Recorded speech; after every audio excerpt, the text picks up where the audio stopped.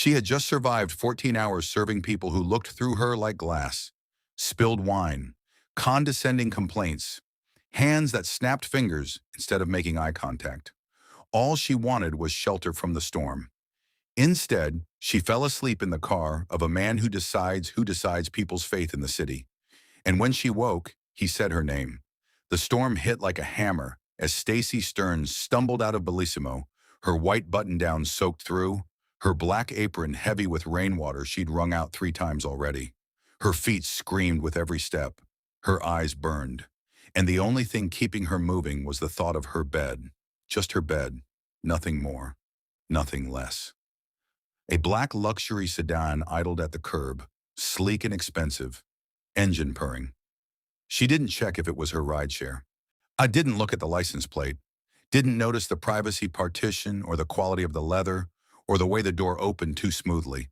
She yanked it open, collapsed into warmth that felt like salvation, whispered Maple Street Apartments, and let unconsciousness take her.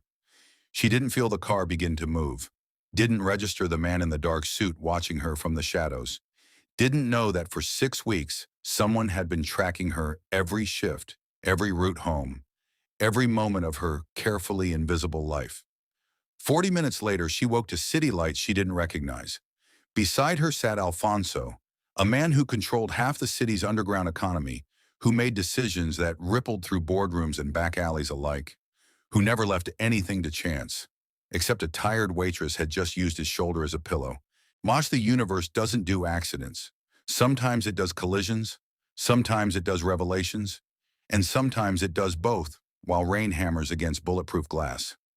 The dessert menu hit the table with more force than necessary. Table 12. A businessman in a suit that cost more than Stacy's monthly rent, his eyes sliding past her like she was wallpaper. Tiramisu. And make sure it's fresh this time. It was always fresh. She'd watched Carlos make it 3 hours ago. Of course, sir. She smiled, added it to the ticket, moved to table 15 where a woman was already snapping her fingers. Hour 13. Her feet had stopped aching 2 hours ago. Now they just existed in a state beyond pain. Numb, swollen, disconnected from her body. The name tag on her chest, Stacy, in neat block letters, felt heavy. Everything felt heavy. And the tray balanced on her left hand. The smile plastered across her face. The careful neutrality in her voice when the man at table 8 sent back his steak for the 3rd time. Too rare. Then too well done. Now it's just not right. She took the plate. Again. Brought it back to the kitchen. Again. Carlos looked at her with sympathy he couldn't voice during dinner rush. The restaurant hummed with conversations she wasn't part of. Laughter at jokes she didn't hear. Wine flowing into glasses she filled but never tasted. Bellissimo prided itself on being an experience. For the customers, maybe. For Stacy, it was endurance. Table 6 needed water. Table 9 wanted separate checks. Table 12's tiramisu wasn't custardy enough. Hour 14. The first rumble of thunder rattled the tall windows. How Stacy felt it in her bones. Or maybe that was just exhaustion achieving sentience. The sky had been threatening all evening, that peculiar green-gray that promised violence. Now it delivered. Rain hit the windows like fists. The last customer, table 8, still unsatisfied with his steak, finally left. Stacy cashed out her tips. $73. 14 hours for $73 in feet that might never forgive her. She pushed through the back door into chaos. The storm swallowed her whole, rain so thick she could barely see the street. Thunder cracking overhead like the city was splitting open. Her white button-down soaked through in seconds. Her apron, she'd forgotten to take it off, hung like a weight around her waist. 3 blocks to the bus stop, or she could call a rideshare. She fumbled for her phone, squinting at the screen through water streaming down her face. That's when she saw it. A black sedan, sleek and expensive, idling at the curb 30 feet away. Engine running, door unlocked. She could see it wasn't quite closed, just resting in the frame. Shelter, just for a minute, just until the worst passed. Stacy ran, yanked the door open, slid into leather seats so soft they felt like sin. Warmth enveloped her immediately. Heated seats, climate control, the smell of expensive cologne and something else. Cedar, maybe, or sandalwood. She meant to wait, meant to stay awake. But her body had other plans. The exhaustion she'd been holding back for 14 hours crashed over her like the storm outside. Her eyes closed, her head tilted against the headrest. Somewhere in the distance, she felt the car begin to move. But by then, Stacy Stern was already gone. Consciousness returned in fragments. The hum of an engine, leather beneath her cheek, city lights sliding past rain-streaked windows in blurred watercolor strokes. Stacy's eyes opened slowly, her brain still thick with exhaustion. For a moment, she couldn't remember where she was. The restaurant? The storm? The car? The car. She jerked upright, her heart slamming against her ribs. They were moving, gliding through streets she didn't recognize. Tall buildings giving way to quieter blocks where trees dripped with rain. The clock on the dashboard read 11:47. She'd been asleep for... How long had she been asleep? "You're awake." The voice came from beside her. Stacy's head snapped right. A man sat in the shadows, perfectly still, watching her with dark eyes that caught the passing streetlights. Thought he wore a suit, expensive, tailored, the kind that whispered money rather than shouted it. His face was all angles and control, carved from something harder than flesh. Her voice cracked. She swallowed, tried again. "I'm sorry. I thought this was... I didn't mean to..." "Stacy." The world stopped. Not miss. Not hey. Not excuse me. "You're in the wrong car." Her name. Her actual name. Terror flooded her system like ice water. Her hand flew to her chest, fingers finding her name tag still clipped to her soaked button-down. But he hadn't looked at it. Hadn't glanced down. He'd known. "How..." The word barely escaped. "How do you know my name?" He tilted his head slightly, studying her like she was a puzzle he'd already solved. "You should be more careful about which cars you get into." "Who are you?" Her voice was stronger now, fueled by adrenaline cutting through exhaustion. "Where are we going? Let me out. Stop the car. I want..." "You're not in danger." His tone was calm. Too calm. The kind of calm that came from absolute certainty. "Not from me." "That's not an answer." "No," he agreed. "It's not." Stacy's breath came quick and shallow. She reached for the door handle, but the car was moving too fast, streets blurring past at 40 miles an hour. Jumping would be suicide. She was trapped. The realization settled over her like concrete, trapped in a moving car with a stranger who knew her name, who watched her with eyes that revealed nothing, who spoke in measured tones that made her panic feel childish and small. "My name is Alfonso," he said, as if offering her a gift. "And before you ask, yes, you got into my car by accident. No, I'm not going to hurt you. And yes, we need to talk." "About what?" "About what you heard 6 weeks ago." He paused, let that sink in. "Table 17, 2 men in gray suits. You refilled their water 3 times and never looked at their faces." Stacy's mind spun. 6 weeks ago. Table 17. She served hundreds of tables. Thousands of people. How could she possibly... But something flickered in her memory. A conversation. Low voices.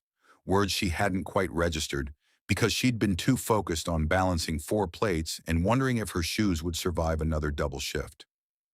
"I don't remember," she whispered. Alfonso smiled. It didn't reach his eyes. "That," he said, "is what I needed to know." Alfonso had learned long ago that the most dangerous people were the ones you didn't notice. 6 weeks ago, he'd been tracking Marcus Devlin and his associate through the city. 2 rivals making moves into territory that didn't belong to them. Stupid moves. Desperate moves.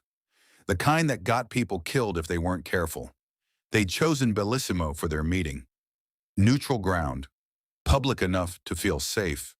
Private enough to speak freely. Alfonso had planned to listen remotely. A device planted under the table. Cleaned audio pulled later. Simple. Efficient. But then he'd seen the waitress. She'd appeared at their table with water glasses and a smile that didn't quite reach her eyes. Dark hair pulled back. Name tag that read, Stacy. Exhaustion written in every line of her posture. But her hands were steady, her voice warm. She refilled their water 3 times during that conversation. 3 times she stood within 18 inches of 2 men discussing shipment routes and payment schedules and how to handle the Alfonso problem. 3 times she could have heard everything, and 3 times she simply smiled, filled their glasses, and disappeared back into the rhythm of her work. Alfonso had watched the security footage a dozen times that first night, watched her face for tells, for recognition, for the slightest indication that she'd registered the words being spoken over linguine and expensive wine. Nothing. She'd been too tired, too focused on balancing 4 plates and dodging a manager who kept glancing at his watch, too busy being invisible. He should have let it go. She was clearly no threat, just a waitress who'd served the wrong table at the wrong time. But protocol demanded verification. When he needed to know for certain that she hadn't retained anything dangerous. Couldn't afford loose ends, so he'd kept watching. Her morning shift on Tuesdays and Thursdays, her double shifts on weekends.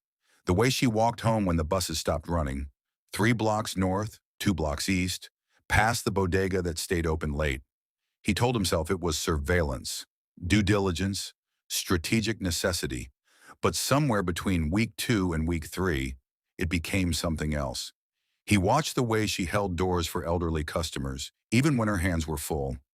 Watched her slip her own dinner roll to the homeless man who sat outside the restaurant every Thursday. Watched her smile, real smiles, not service smiles, at the busboy who barely spoke English and the line cook who called her Hermana. She was kind in a way that cost her. Kind when she had nothing left to give. Kind in a world that treated her like furniture. It fascinated him. Alfonso had built an empire on reading people, understanding what they wanted, what they feared, how to leverage both. But this woman, exhausted, invisible, grinding through 14-hour shifts, she didn't want power or money or recognition. She just wanted to survive with her dignity intact. And somehow, watching her do exactly that, Alfonso had forgotten he was supposed to neutralize a threat. He'd started waiting, watching for the right moment, the right opportunity. Then tonight she'd walk straight into his car. The universe, it seemed, had a sense of irony. The car turned onto a highway, rain drumming against the roof in a rhythm that should have been soothing, but only made Stacy's pulse race faster. "Table 17, Alfonso said, his voice cutting through the sound. 2 men, mid-40s. One wore a Rolex that didn't match his suit quality. The other kept checking his phone. Stacy closed her eyes, reached back through 6 weeks of tables and faces and orders that blurred together into one endless shift. "Gray suits," she whispered.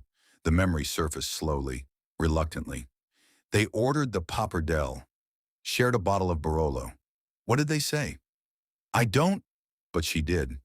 Pieces were coming back now, fragments of conversation she'd filed away as background noise. Something about a shipment, Tuesday nights, the North Docks. She opened her eyes. I found Alfonso watching her with an intensity that made her skin prickle. "They mentioned a name," she continued, the words tumbling out now. "I didn't catch it. I was carrying 4 plates and Marco was yelling about Table 9's dietary restrictions, and I wasn't listening. Not really." "The name was mine." Stacy's breath caught. "They were talking about you. They were planning how to kill me." He said it like he was commenting on the weather. Calm, factual. "You stood 18 inches away while they discussed the best approach. Timing, location, contingencies." "I didn't know," her voice broke. "I swear to God, I didn't. I believe you." The words hung in the air between them. Stacy stared at him. I was trying to reconcile the man who just confessed to being a murder target with the one sitting beside her, like they were on a perfectly normal drive through the city. "Then why?" She gestured helplessly at the car. The rain, the impossible situation. "Why am I here?" I needed to be certain. Alfonso's expression softened slightly, almost imperceptibly. "You could have been working with them. A plant. Insurance. I'm a waitress. People are rarely just one thing." Silence settled between them. The car merged onto a quieter road, streetlights fewer and farther apart. "How long have you worked at Bellissimo?" Alfonso asked. The shift in conversation threw her. "What?" "Humor me." 2 years. Stacy's hands twisted in her lap. 2 years, 3 months. Double shifts. Most weekends. On sometimes weekdays when they're short-staffed. She didn't know why she was answering. Terror, maybe. Or the strange intimacy of the car's interior. The rain creating a bubble separate from the rest of the world. I send money home. My mom's medical bills. Alfonso nodded like this confirmed something he already knew. Because he did know, Stacy realized with a jolt. He'd been watching her for 6 weeks. He knew her schedule, her route home. Probably knew more about her life than most people she'd call friends. You're kind to people, he said, even when they don't deserve it. That's my job. No. His eyes found hers in the dim light. Your job is to serve them. Kindness is something else entirely. Stacy's throat tightened. She looked away, watched rain streak the window. Are you going to let me go? The question hung unanswered. The car stopped outside her apartment building at 12:23 a.m. Stacy recognized the cracked sidewalk, the flickering streetlight she passed every night, the corner bodega with its neon sign half burned out. Home, safety, normal, except nothing felt normal anymore. You can go. Alfonso's voice was quiet, final. She reached for the door handle, then stopped. That's it? You let me go. You're not a threat. He paused. But Stacy, you need to understand something. She turned back. His face was shadowed, but she could feel the weight of his gaze. I've been watching you for 6 weeks. I'm careful. Discreet. He leaned forward slightly. But others watch me, and they're not always as careful as I am. Ice slid down her spine. What does that mean? It means you're visible now in ways you weren't before. People may have noticed my attention, may wonder why. His hand moved to his jacket pocket, withdrew a card. Simple, black, a phone number embossed in silver. Only for emergencies. Stacy took it with numb fingers. What counts as an emergency? You'll know. She wanted to throw the card back at him, wanted to scream that she didn't ask for this. Didn't want to be visible, just wanted to work her shifts and send money home and exist in the anonymous safety of exhaustion. Instead, she got out of the car. The rain had softened to a drizzle. She stood on the sidewalk, soaked and shaking, and watched the black sedan disappear into the night. Inside her apartment, Stacy locked the door, then checked it twice more. Her hands were still trembling when she opened her laptop. She should sleep, should shower, collapse into bed, and pretend the last 2 hours were a nightmare brought on by exhaustion and low blood sugar. Instead, she typed, Alfonso plus organized crime plus city. The results bloomed across her screen like poison flowers. Alfonso Marchesi. No photos, just references, implications, careful language that danced around direct accusations. Alleged connections to rumored involvement in sources suggest, but the picture emerged. He wasn't just a criminal, he was architecture. The shadow behind legitimate businesses and city contracts. The reason certain politicians won elections and certain deals went through, and certain people disappeared when they became inconvenient. He controlled the flow of money and power through the city like blood through veins. And for 6 weeks, he'd been watching her. Stacy's screen blurred. She blinked, but realized she was crying. Exhaustion and terror and something else. Something that felt dangerously close to significance. A tired waitress. Invisible. Forgettable. Except she wasn't invisible anymore. She looked at the black card sitting on her desk, the number gleaming in her laptop's light. Was this survival? Being seen by a man who decided who lived and died? Or was it a death sentence written in silver ink? Outside, the rain continued to fall. Inside, Stacy sat awake, watching dawn creep across her ceiling, and wondered if she'd ever feel safe in the dark again. The man at table 8 ordered water with lemon. 3 times. Nothing unusual about that. Except he didn't drink it. Just sat there, newspaper open to the business section, eyes tracking Stacy as she moved through her section. So how long have you worked here? He asked when she brought his check. A while. She kept her smile professional, empty. You must see a lot, hear a lot. His fingers drummed the table. Expensive watch, cheap cologne. People talk around waitresses like you're not even there. I mostly just hear dinner orders, sir. But her pulse kicked up. because he was right, and he shouldn't be saying it out loud. She walked away feeling his eyes on her back.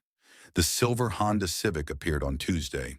Stacy noticed it 3 blocks from the restaurant, still there 2 blocks later. When she turned down Maple Street, it turned too, crawling behind her at a pace that matched her walking speed. She didn't run, didn't look back, just kept moving until she reached her building, slipped inside, locked the door. From her window, so she watched the Civic idle for 7 minutes before driving away. "Hey, Stacy?" Marco cornered her by the coffee station Thursday morning. Marco, who'd barely said 2 words to her in 2 years beyond order up and corner. "What days are you working next week?" She blinked. "Why?" "Just wondering." His smile didn't reach his eyes. "Trying to plan my schedule. You know how it is. I work the same shifts every week, Marco." "Right. Right." He nodded too many times. "Just checking." He walked away and Stacy's hands tightened around the coffee pot. That night, lying awake in her apartment, the pieces clicked together. The customer who asked questions, waitresses don't answer. The car that followed but never approached. Marco, who'd never cared about her schedule until now. They were watching her, not Alfonso, his enemies. Testing, probing, looking for weakness. And she was it. The crack in his armor. The tired waitress who'd stumbled into his world. Fear spiked through her, hot and sharp. Then underneath it, something else. Anger. She didn't ask for this. Didn't choose to overhear a conversation or fall asleep in the wrong car or become visible to people who operated in violence and threats. But here she was. And these men, these sloppy, obvious men, thought she wouldn't notice. Stacy had spent 2 years reading people. Rich customers who were about to complain before they opened their mouths. Managers having bad days who'd take it out on staff. Dates going badly at table 12. Fights brewing at table 6. She'd learned to see what people were hiding because her tips depended on it. Her survival. These men following her, questioning her, watching her. So they were amateurs compared to the businessman who'd send back his steak 3 times just to watch her scramble. The anger crystallized into something harder, clearer. If they wanted to watch her, fine. But Stacy had been watching people her whole life, and she was better at it than they were. Stacy called the number on Friday at 11 p.m. He answered on the second ring. "Are you safe?" "I'm fine." Her voice was steady, deliberate. "But I have information." Silence. Then, "What kind of information?" "The kind you'd want to know about the people watching me." 20 minutes later, the black sedan pulled up outside her building. This time, Stacy got in with her eyes open. Alfonso sat in the same position, same dark suit, same unreadable expression. But something in his posture had shifted. He was listening differently. "Our 2 men," Stacy said before he could speak. "One's been coming to the restaurant. Table 8, always alone, asks questions about my schedule. Mid-40s, brown hair going gray, expensive watch but cheap cologne, drives a silver Honda Civic, license plate." She recited the numbers from memory. Alfonso's eyebrows rose a fraction. "You memorized his plate?" "I memorize wine lists and allergy restrictions for 12 tables at once. A license plate is easy." She pulled out her phone, showed him a photo she'd taken discreetly during her shift. "The second one is my coworker, Marco. Started asking about my schedule 3 days ago. Never cared before." "Marco Ruiz." Alfonso studied the photo. "He's been on Devlin's payroll for 2 months. "Devlin, the man from table 17? "The same."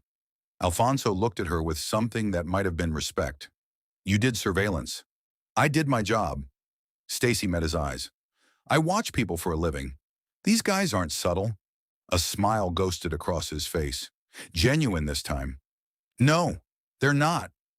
The car began to move, but Stacy didn't feel the same panic as before. This felt different, intentional. "What do they want?" she asked. "To know if you matter to me." Alfonso's tone was matter-of-fact. "If you're leverage." "Am I?" The question hung between them. His eyes found hers in the dim light, and for a moment, something passed through his expression. Too quick to name, too complex to dismiss. "That depends," he said finally, "on what you want to be." Stacy's pulse kicked. Not from fear this time, from recognition. She was being offered a choice. I want them to stop following me, she said. I want to go to work without being interrogated. I want to feel safe in my own apartment. That can be arranged. How? We make you uninteresting. Alfonso leaned back, thinking. They're probing because they don't know what you are to me. If we give them an answer, a boring answer, they'll move on. What kind of answer? You served a table. Overheard nothing important. I verified that. End of story, he paused. But it requires you trusting me. Stacy laughed, sharp and bitter. You've been watching me for 6 weeks. You know where I live, where I work, probably what I eat for breakfast. Trust isn't really the issue anymore. Then what is? She looked at him, really looked, saw past the expensive suit and the dangerous calm to something else.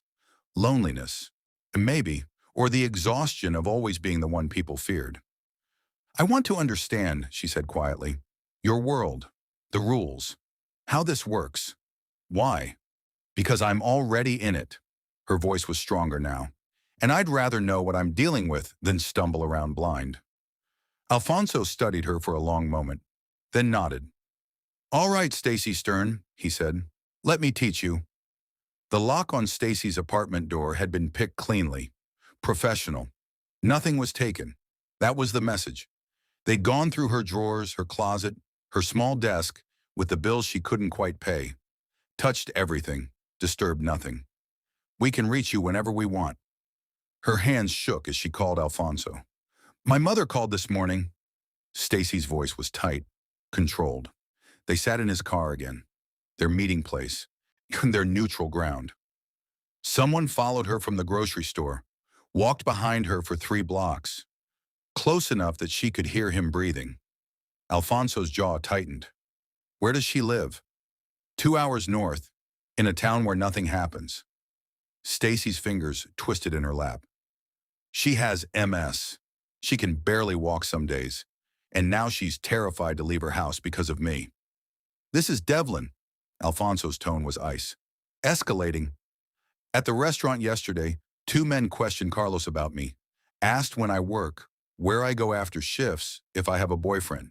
She looked at him. Your plan to make me uninteresting isn't working. No. His expression was grim. It's not. Silence filled the car. Rain started again. It always seemed to be raining now.